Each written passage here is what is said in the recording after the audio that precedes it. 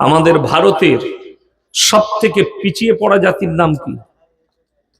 কথা বলে না? রং। কে বললে? মুসলমান।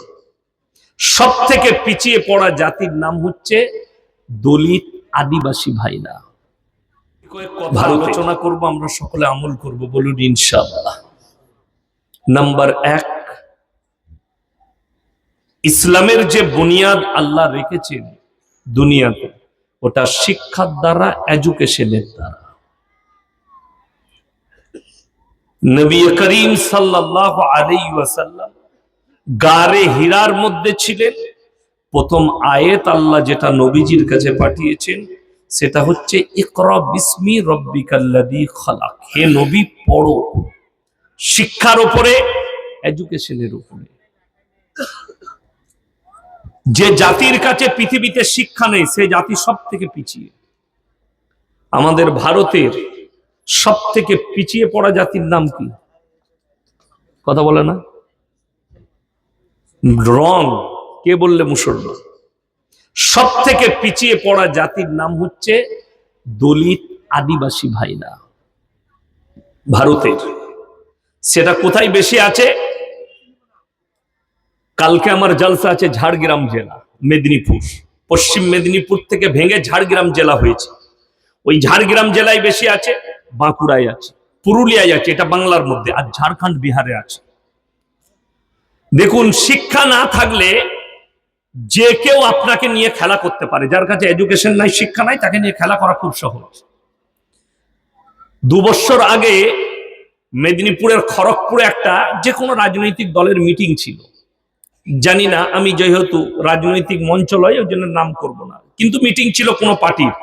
তো সেখানে অনেক আদিবাসী মা, বোন, ভাই গেছে। তো একটা মেয়ের হাতে ঝান্ডা আছে, তারা 3-4টা মেয়ে আছে, তাদের কাছে সেই পার্টির ঝান্ডা আছে। তো মিডিয়াওয়ালা তাকে জিজ্ঞেস করছে যে কার মিটিং এ এসছিস? তার হাতে যার ঝান্ডা আছে তার নাম করে নাই, অন্য একটা দলের নাম করছে। মানে সে জানেও না যে এই ঝান্ডাটা কোন দলের। তাকে জিজ্ঞেস করলো যে কেন এসছিস? সেই ভদ্র মহিলা উত্তর দিচ্ছে যে আমাকে 500 টাকা আর একটা বিরিয়ানির প্যাকেট দিবে। এটা বাস্তব বলছি, মিডিয়ায় এখনো ওটা ইউটিউব ফেসবুকে পাবেন, আছে। সে বলছে আমাকে বিরিয়ানির প্যাকেট আর 500 টাকা দিবে। তার কাছে শিক্ষা না থাকার কারণে, এডুকেশন না থাকার কারণে সে জানেই না যে ঝান্ডাটা কার আর আমি এসছি কেন। সে এতটুকু জানে আমি পেটের জন্য এসছি। কথাটা বুঝতে পেরেছেন? শিক্ষা নাই, সে জানেই না আমি কার জন্য এসছি। আজকে যে জলসায় এসছেন আপনারা সকলে জানেন না? জানেন না এই মাদ্রাসার জলসা এবং হাদিস কোরআনে আলোচনা হবে। তাহলে এইটা যে জানলেন, এটাই হচ্ছে শিক্ষা। এডুকেশন নাই, সেই জাতি পৃথিবীতে পিছিয়ে। মায়ানমারে আং সান সুকি সরকার রোহিঙ্গা মুসলিমদের উপরে বুলডোজার চালিয়েছে। আমার একজন উস্তাদে মুহতারাম দারুল উলুম দেওবন্দ মাদ্রাসায় হাদিসের উস্তাদ, আমি তেনাকে পার্সোনাল জিজ্ঞেস করেছিলাম, आप तो सफर में जाते हैं म्यांमार, तो वहां का मुसलमान का हालत कैसे?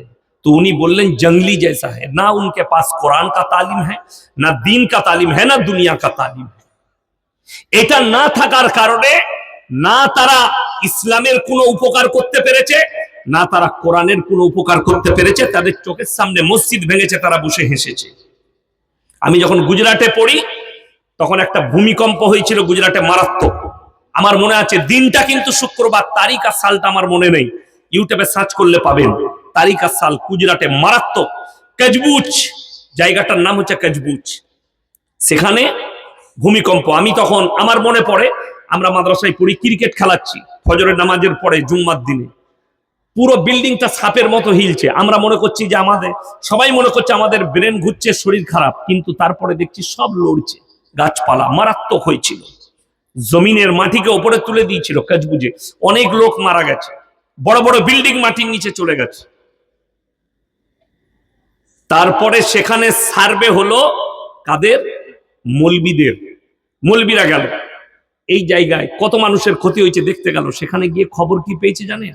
মুসলমান তো তারা ছিল, মসজিদ ছিল, মসজিদে নামাজ কেউ পড়তো না। মসজিদের দেওয়ালে বসে মদ পান করত, ছাগল বাঁধত মসজিদের পাশে। আমাদের দেশের লোক, আপনাকে দেখিয়ে দেবো, মুসলমান এত গুমরা, কবরস্থানে নিয়ে গিয়ে ছাগল বেঁধে দিয়ে আসে। ঠিক বললাম না ভুল বললাম? মায়েরা যারা আছেন শুনেলেন, যারা কবরস্থানে ছাগল বাঁধেন, গরু বাঁধেন, এর থেকে বড় পাপ আর কিছু নাই। আমাদের মুসলিমদের যুবক, আমি আপনার জেলার নয়, বর্ধমান জেলার কথা বলছি, তাস খেলাচ্ছে কবরস্থানের ভেতরে ঢুকে, তাস খেলায়, গাঁজা খেয়েছে, মদ খেয়েছে। বড় কষ্টটা কোথায় জানেন? গত পরশু রাত্রে, কালকে রাত্রে এখানে ছিলাম, পরশু আমি মালদা থেকে বাড়ি ফিরেছিলাম জলসা করে, এই রোডের ওপর দিয়ে গেছি, আমি ধুলিয়ানে দাঁড়িয়েছি চা খেতে, 5টা মুসলিমদের ছেলে, একজন আমাকে জড়িয়ে ধরেই ফেললো, আমাকে গিয়ে ফরজ গোসল করতে হয়েছে, ফুল মদে প্যাকটা। মৌলী সাহেব ভালোবাসি, শালা মাতা আল্লাহ যদি আমাদেরকে ভালোবাসতে রাখে, আমরা আর জান্নাত পাই? কথা বুঝতে পারেননি? হ্যাঁ ওইটাই তো।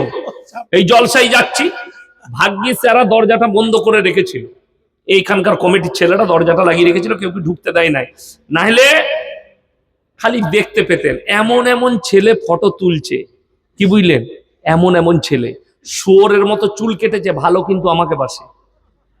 কথা বুঝতে পারেননি? আমি আপনাকে বুঝাচ্ছি, এটা মজাক নয়। আপনি মুখে বলছেন নবী মুহাম্মদ সাল্লাল্লাহু আলাইহি সাল্লামের উম্মত, কিন্তু আপনার আখলাক না চেহারায় আছে, না আখলাকে আছে, না চরিত্রে আছে। আপনার থেকে বড় নবীর দুশমন কেউ হতে পারে? যে ছেলে বলছে আমি মুসলিম, সেই ছেলে মদ পান করছে, আর আমাদের মতো মৌলবীকে বলছে দোয়া করবে, তোর জন্য দোয়া বের হবে, নাপাক করে দিলে আমাকে টিপে ধরে। আমি বাড়িতে গিয়ে গিন্নিকে বললাম, ও গিজারের সুইচটা টিপো, আমি জামা খুলছি, গোসল করব। বউ সন্দেহ করবে না? করবে না? হুজুর রাতের বেলায় জলসা করে আসছে, এখন কি গোসল করবে? আমি বললাম, ওগো মাতাল টিপে ধরে এলো, আমি কোথাও যাই না। আপনারা হাসছেন যে আপনাদের বউরাই খালি সন্দেহ করবে। দেখেন, আমার বাবাজি বলে দিলেন, আমার মা বোন বড় দুর্বল।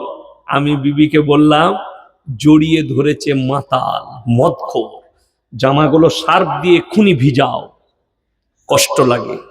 যে বোতলটায় পানি আছে, এটাই যদি মদ থাকে, এটা স্পর্শ করার শরীয়তে হারাম। এই মদের, এই বোতলটাই মদ থাকলে স্পর্শ করা হারাম, আর মুসলমান ভেতরে ঢালছে। তোমার শরীরটা কেমন হবে তুমি চিন্তা করো, যদি বোতলটা স্পর্শ করা হারাম হয়, তুমি পান করেছো। আজকে এডুকেশন আর শিক্ষা না থাকার কারণে, আপনারা বলুন তো, প্রত্যেকটা মুসলমান নরনারীর জন্য দিনী শিক্ষা অর্জন করা কি কথা বলে না?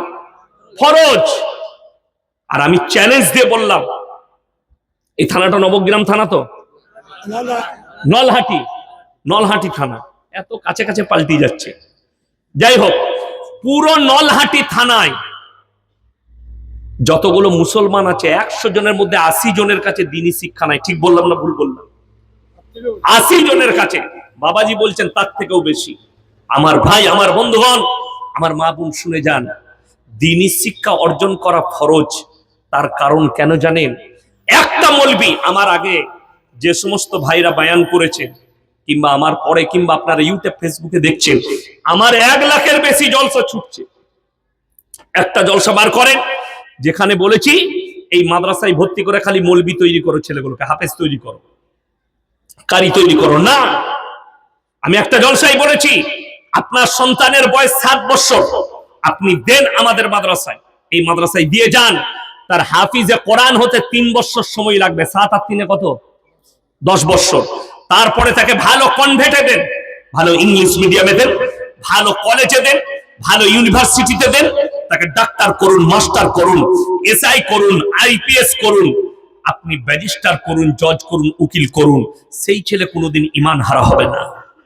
আল্লামা ইকবাল লিখেছে, ইস ঘর কো আগ লাগি ঘর কি চিরাগ সে। মুসলমান, তোমরা নিজেদের ঘরে নিজের আগুন ধরিয়েছো।